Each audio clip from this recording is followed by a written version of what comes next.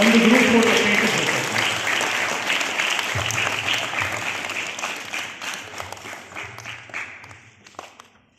ಬಾಗೇಪಲ್ಲಿ ತಾಲೂಕಿನ ಪ್ರತಿಷ್ಠಿತ ಶ್ರೀ ಪ್ರಗತಿ ವಿದ್ಯಾಶಾಲೆಯ ಆವರಣದಲ್ಲಿ ಶಾಲೆಯ 1ನೇ ತರಗತಿಯಿಂದ 10ನೇ ತರಗತಿಯ ವಿದ್ಯಾರ್ಥಿನಿಯರು ಮನೆಗಳಲ್ಲಿ ಸಿದ್ಧಪಡಿಸಿದ ಚಕ್ಕುಲಿ, ನಿಪ್ಪಟ್ಟು, ಕೋಡಂಬಲೆ, ರವೆ ಉಂಡೆ, ಮೈಸೂರು ಪಾಕ್ ಸೇರಿದಂತೆ ವಿವಿಧ ತಿಂಡಿ ತಿನಿಸುಗಳನ್ನು ಮಾರಾಟ ಮಾಡಿದ್ರು.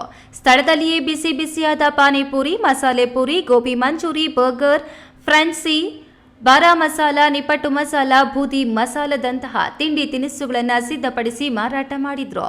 ತಾಜಾ ತರಕಾರಿ, ತಿಂಡಿ ತಿನಿಸುಗಳು ಖರೀದಿ ಮಾಡಿ ಎಂದು ಗ್ರಾಹಕರನ್ನ ಕೂಗುತ್ತಾ ಆಕರ್ಷಣೆ ಮಾಡಿದ್ರು.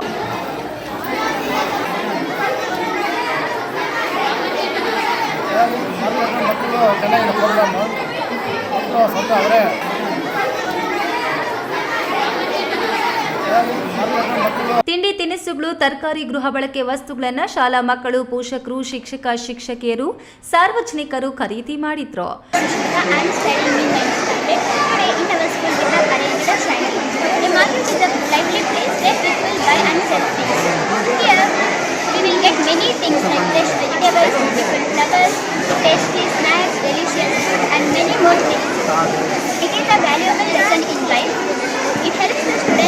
critically about the problems that arise during the selling and earning money.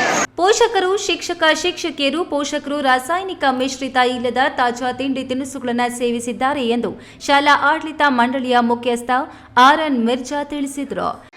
Good afternoon everybody. My name is Samin, studying in Sri Prakati English Medium High School in 9th standard. So today in our Prakati school, we have organized a handicap. This handicap has taught us a lot.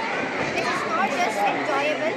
This exercise has taught us bargaining skill, importance of marketing, and the value of the money. I am so happy to be a part of this day, and it is so enjoyable.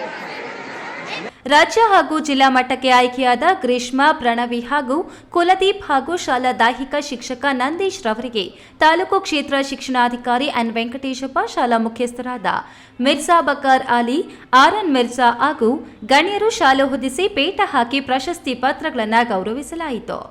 ಕಾರ್ಯಕ್ರಮದಲ್ಲಿ ಸರ್ಕಾರಿ ಶಾಲೆಯ ದೈಹಿಕ ಶಿಕ್ಷಕ ಬಂಗಾರಪ್ಪ, ಶಾಲಾ ಮಂಡಳಿಯ ಆಡಳಿತ ಸಂಸ್ಥಾಪಕರಾದ ಲಲಿತಾ ಮಿರ್ಜಾ ಬಾಕರ್ ಅಲಿ, ಮುಖ್ಯ ಶಿಕ್ಷಕಿ ಸೌರುನ್ನೀಸಾ ಹಾಗೂ ಶಿಕ್ಷಕಿಯರು ಹಾಜರಿದ್ದರು. PS Rajesh, A news TV, Bagepalli.